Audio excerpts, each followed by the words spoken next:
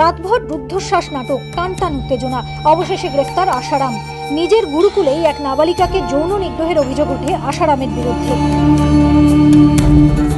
এই মামলায় তার আগাম জামিনের আবেদন খারিজ করে দেয় গুজরাট হাইকোর্ট। তবে অসুস্থতার কারণ দেখিয়ে এতদিন পুলিশের জেরা এড়িয়ে গিয়েছেন আশারাম। যদিও শেষ রক্ষা হলো না।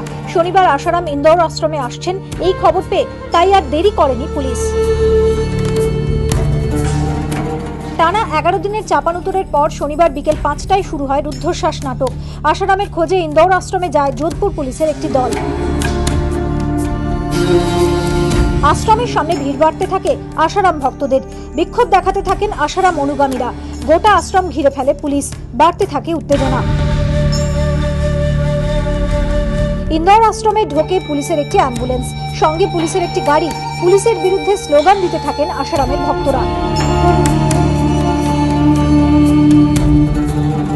রুদ্ধশ্বাস নাটকের জবনিকা পতন, গ্রেফতার আশারাম। কিছুক্ষণ পরই ইন্দোর আশ্রমের ভিতর থেকে বেরিয়ে আসে একটি সাদা এসইউভি গাড়ি। তাতেই বসেছিলেন আশারাম। তাকে নিয়ে ইন্দোর বিমানবন্দরের দিকে রওনা দেয় পুলিশের 15টি গাড়ির কনভয়।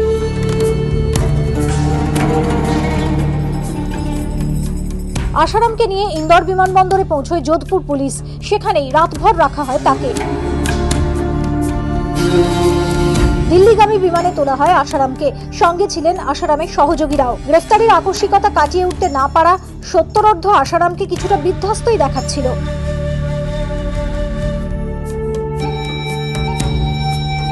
দিল্লি বিমানবন্দরে নামে বিমান। বিমানবন্দরের সামনে বিক্ষোভ দেখান আশারাম ভক্তরা।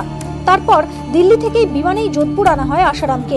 এদিকে এই গ্রেফতারির প্রতিবাদে যোধপুর, ইন্দোর সহ দেশের বিভিন্ন জায়গায় বিক্ষোভ দেখান আশারাম ভক্তরা। ইতিমধ্যেই যোধপুরে জারি করা হয়েছে সতর্কতা। এমনকি সেখানে আশারামের আশ্রমের সামনে র্যাফ এবং বিশাল পুলিশ বাহিনী মোতায়েন করা হয়েছে। এবিপি আনন্দ।